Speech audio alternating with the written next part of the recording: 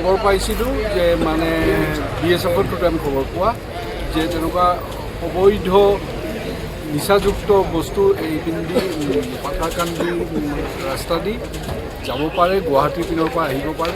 এইমতে আমি যিটো তল্লাচী অভিযান চলালোঁ, আমি গাড়ী এখন ইণ্টাৰচেপ্ট কৰিছিলোঁ। গাড়ীটো তাৰমানে ইণ্টাৰচেপ্ট মানে অলৰেডি চেৰাগী ধাবাত ৰৈ আছিল।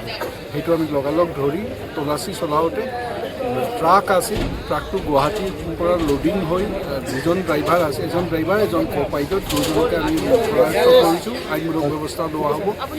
আৰু যিটো ট্ৰাকত প্ৰচুৰ পৰিমাণৰ 14 চকীয়া ট্ৰাক আছিল, তাতে প্ৰচুৰ পৰিমাণৰ আলুৰ বস্তা আছিল। আলুৰ বস্তাৰ ভিতৰত আমি কৰায়ত্ব কৰিলোঁ 30,000 বটল ফেঞ্চিডাইল, যিটো নিচাযুক্ত বস্তু হিচাপে ধৰা হয়। ফেঞ্চিডাইলৰ বটল আমি ধৰিলোঁ, যিটোৰ বজাৰ মূল্য আমি জানো প্ৰতি কেজিত আপোনাৰ 11,350 টকা পাৰ কেজি।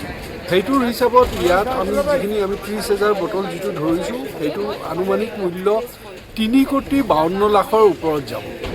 সেইটো আমি হিচাপ কৰি ওলাইছোঁ। 4 কোটি বুলি ক'ব নোৱাৰি, 3,52,00,000 ওপৰত তেনেকুৱা যাব বজাৰ মূল্য। ব্লেক মাৰ্কেটৰ যিটো দাম আমি সেইটো জানো, সেইমতে কৰিলোঁ।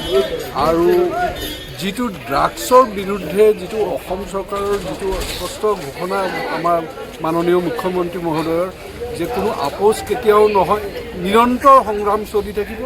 আমি যিমান পাৰোঁ ধৰি থাকিম, ইয়াক ৰোধ কৰাৰ চেষ্টা, নিৰ্মূল কৰাৰ চেষ্টা চলাই আছোঁ। চেষ্টা চলিছে, চলি থাকিব যেতিয়ালৈকে এইটো নিৰ্মূল নহয়। আৰু ইয়াতে যিখিনি পালোঁ আমি BSFৰ পৰা যথেষ্ট সহযোগিতা পাইছোঁ, সেইটো আমি মানিব লাগিব। তেওঁলোকৰ যথেষ্ট সহযোগিতা কৰিছে আৰু অসম আৰক্ষীৰ অভিযান অব্যাহত। টোটেল কেইজন আটক কৰিছে? এতিয়া আমি 2জন আটক কৰিছোঁ। এজন ড্ৰাইভাৰ কিবা মহন্ত সিং বুলি কয়, মণিপুৰী মানুহ, আৰু এজন কিবা ভলু কুমাৰ। ইহঁতৰ ঘৰ কোনপিনে?